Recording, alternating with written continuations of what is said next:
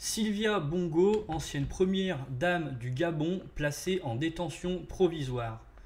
Sylvia Bongo, l'ancienne première dame du Gabon, a été placée en détention provisoire pendant au moins 10 jours à Libreville dans la nuit du 11 au 12 octobre 2023. Après avoir été en résidence surveillée depuis le coup d'État du 30 août contre son mari Ali Bongo Ondimba, Sylvia Bongo, une franco-gabonaise de 60 ans, est accusée de crimes économiques. Elle est inculpée depuis 2 semaines pour recel, faux et usage de faux et blanchiment de capitaux. Accusée d'avoir dissimulé l'origine de fonds obtenus illégalement, selon le juge d'instruction. Ainsi, Sylvia Valentin Bongo, qui a été première dame du Gabon pendant près de 14 ans, est désormais détenue à la prison centrale de Libreville.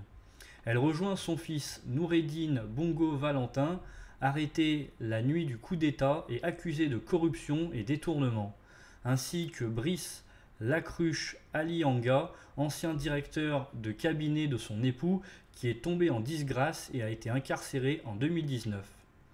Une confrontation a eu lieu entre Sylvia Bongo et Brice Lacruche Alianga avant que cette dernière soit placée en détention. Selon les autorités de transition et les militaires au pouvoir depuis plus d'1 mois au Gabon, l'ancienne première dame jouait un rôle important au sommet de l'État, notamment depuis l'accident cardiovasculaire de son mari il y a 5 ans.